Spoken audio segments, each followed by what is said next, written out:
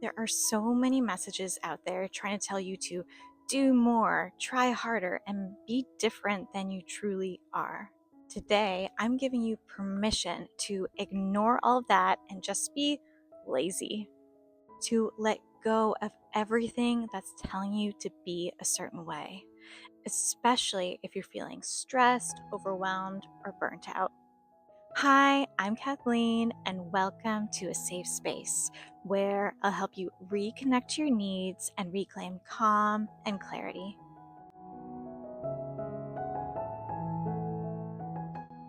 Burnout prone women, so the people pleasers, the doers, the high achievers, and the sensitive ones, are not lazy.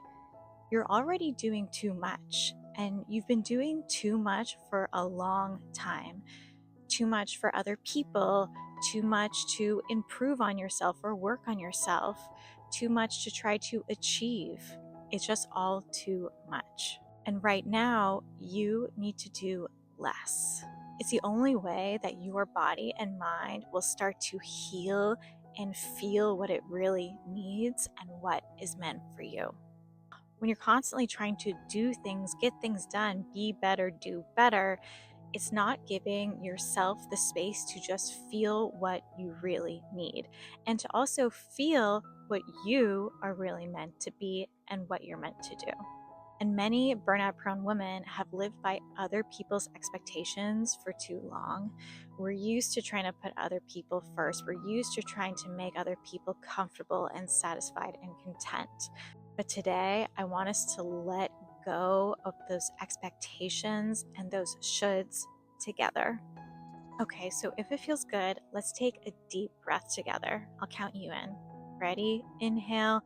1, 2, 3, 4. Hold. 1, 2. Exhale. 1, 2, 3, 4, 5, 6. Okay, let's get into it.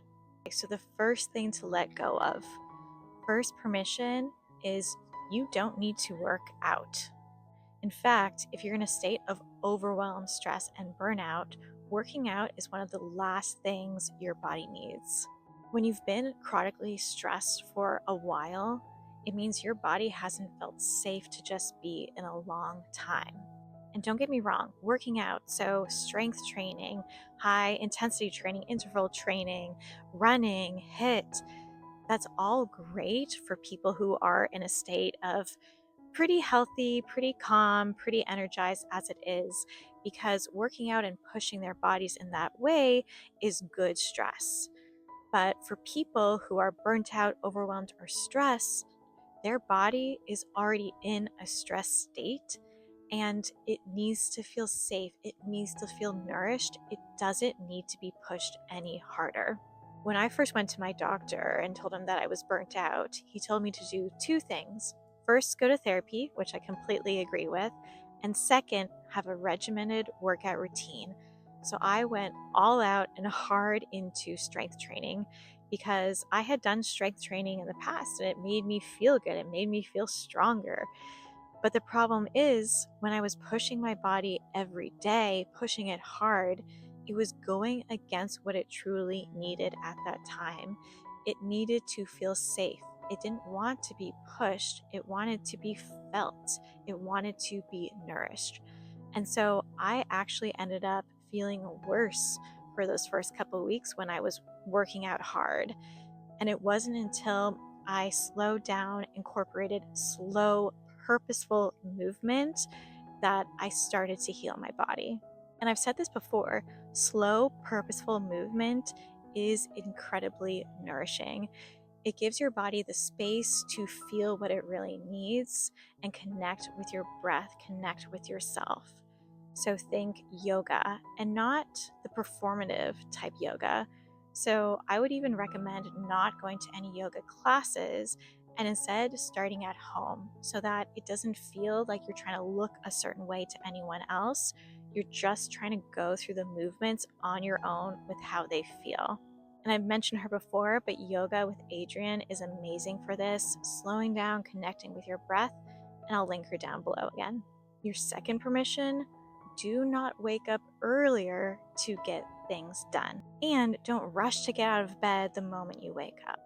You see so many influencers out there these days talking about their 5 a.m. wake up routine or morning routine.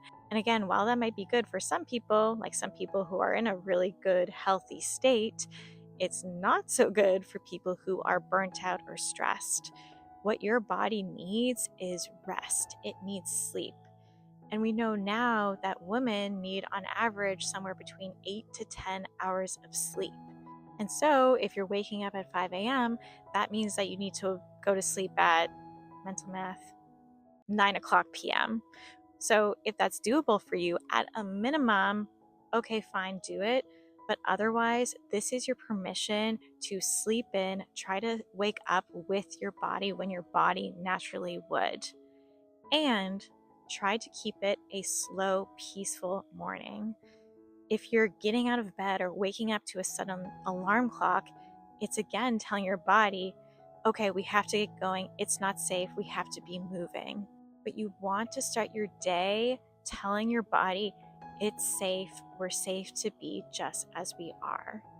If you're rushing to get out of bed first thing, you're automatically telling your body, this is the pace we need to go out to be safe today. And so lay in bed for a good 10 minutes.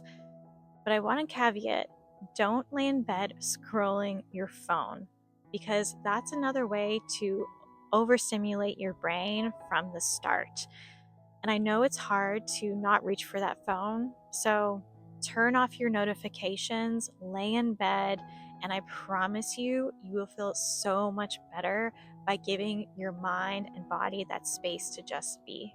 Related to this, do not stay up late trying to revenge scroll or get all the things done that you didn't get the chance for today, or to set yourself up for success tomorrow. Because I promise you, spending that extra time in the evening doing all those things will actually put you in a worse state the next day. By the end of the day, what your body is craving is safety, calm, and peace. It doesn't want to do any more work. It doesn't want to have a screen in front of it. It just wants to be. And so let it be. I know, again, it's hard. It's hard to feel like we're falling behind, but you're actually going to feel better, be able to potentially even do more the next day if you ease into your night and have a good sleep.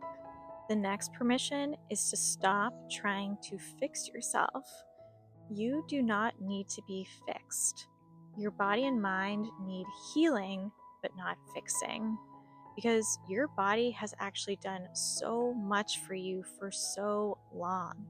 It's been protecting you from all of the work, all of the pushing that you've put it under and put it through. And it's actually incredible. It's amazing how much our bodies have done for ourselves. And it might feel like your body is failing you from the exhaustion, the stress, the burnout, the fog, the dissociation.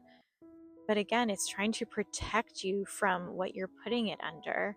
And so it's time to give your body that nourishment and to feel safe, because we haven't done that for a long time. And by giving our body a break, it will naturally start helping you in a way that you want it to. One thing I like to do is mindful breathing with my body. So I put my hands on my belly because I think of how much my belly has done for me. It grew a child in my case, but it also takes in so much. That's where, in our gut, where many of our brain chemicals are built, where our digestion happens, and so much flows through our belly. And so I like to take one deep breath and just thank my belly for everything that it's done for me. The next permission is to stop trying to be small, emotionally, energetically, and physically. From a very young age, women or girls are taught to be small, taught that the smaller, the better. And this is both in how you look and how you appear, but also how you are emotionally. So don't have the big feelings. Don't be too much for anybody. Don't be too dramatic. But here's the thing, you were never meant to be small. You were meant to take up space. You were meant to be who you are. And if that makes somebody uncomfortable, that's their problem and not yours. Imagine how much energy we use just trying to be smaller. Like in my worst mental states, I spend a lot of time just on the scale trying to assess my weight. Am I losing weight? Am I gaining weight? And my mental health has in the past been so tied to what that number says. But honestly, the number does not matter. What matters is how you feel in your body. Embrace it, love it, because again, it's done so much for you. And the last permission is to stop putting yourself last or close to it. Be selfish. Actually, it's not even selfish to put yourself first sometimes. But if you struggle with it, this idea of putting yourself first and feeling guilty for it, think of it like this.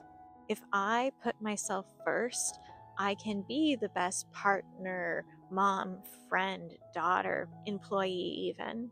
And think about how sad it is that if you're so focused on other people all the time and you're not focused on yourself, you're not showing those people you care about the true full self of who you are.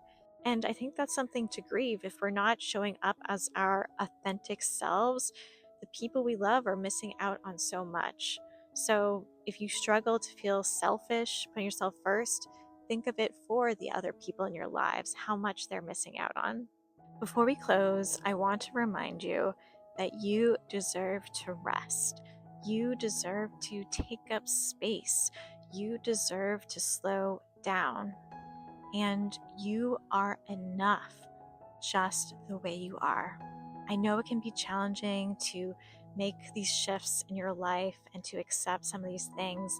So I'm here for you. I have some guides and resources, as well as one on one sessions, and I'll link them below.